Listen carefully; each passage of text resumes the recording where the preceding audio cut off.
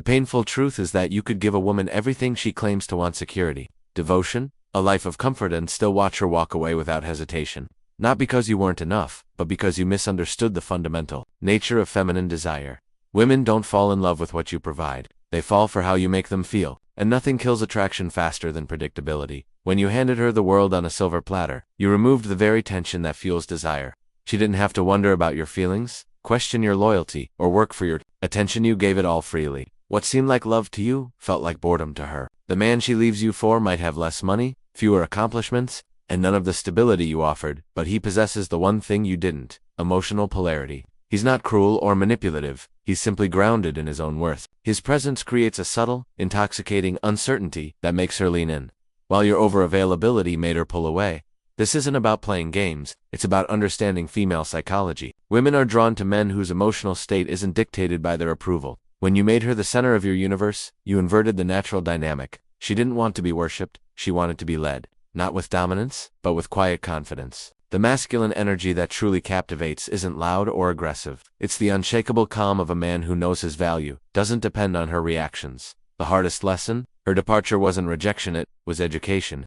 She showed you that real attraction can't be bought with sacrifices or earned through devotion. It's sparked by the magnetic pull of a man who stands firm in his purpose, with or without her. That's the foundation you must rebuild, not to win her back, but to ensure you never lose yourself for love again. The cruel irony of attraction is that women often crave exactly what they claim to reject. She'll say she wants stability, yet her body responds to unpredictability. She insists on honesty, but her imagination ignites when she can't fully decipher your intentions. This isn't deception, it's biology. The feminine spirit thrives on emotional resonance, not logical transactions. When you became an open book, she lost interest in reading. That mysterious guy she can't forget. His power doesn't come from playing hard to get, it comes from being hard to forget. He creates suspense not through manipulation, but through presence. The way he listens more than he speaks. How his attention feels earned rather than given. The quiet confidence that suggests he's observing her, not auditioning for her.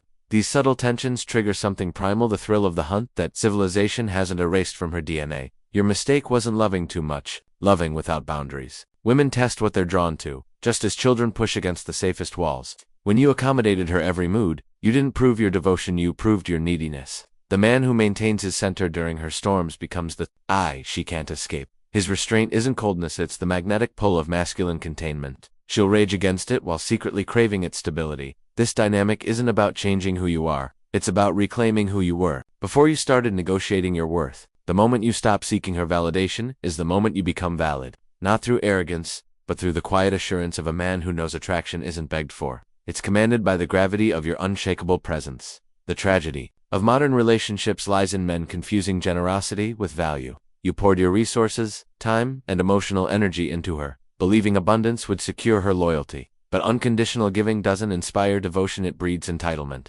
Every unearned gift, every compromise of your standards, every time you rearranged your priorities for her fleeting moods, you weren't demonstrating love, you were devaluing your currency. Women don't cherish what comes easily. When you made your attention a guaranteed commodity, you trained her to take it for granted. The expensive dinners, thoughtful gestures, and constant reassurance didn't make you irreplaceable, they made you predictable. Meanwhile, the man who gave less but made her work for his approval became priceless in her psyche. Not because he withheld care, but because he understood that real value isn't transferred, it's earned through mutual respect. This isn't about becoming stingy with affection, it's about strategic investment. The masculine man gives from overflow, not emptiness. He doesn't bankrupt his emotional reserves chasing validation. His time, attention, and resources flow to those who demonstrate appreciation through action, not just accept them as entitlement. When you stop over-delivering to compensate for imagined inadequacies, you reclaim the power she sensed when you first met, the unspoken knowledge that your energy is a privilege, not a right.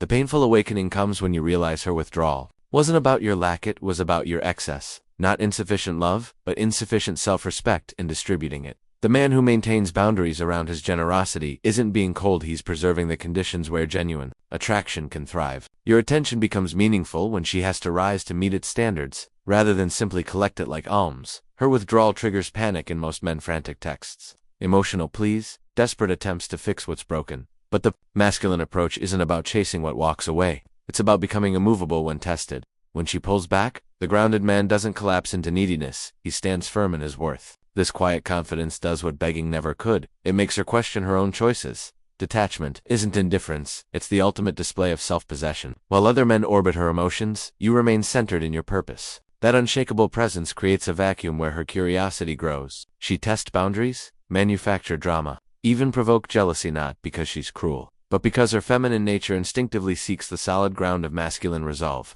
When you refuse to react, you don't lose her, you reveal her own instability to herself. The paradox.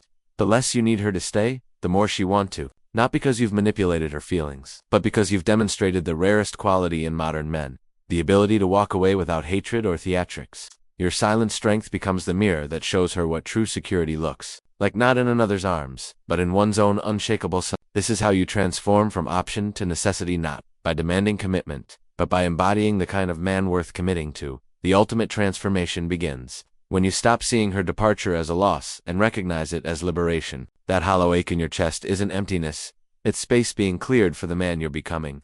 Every tear she didn't value, every sacrifice she ignored, every ounce of love she took for granted, these weren't failures, but the necessary curriculum of your awakening. The pain isn't the end of your story, it's the forging fire for your rebirth. Real power emerges when you redirect all that wasted energy inward.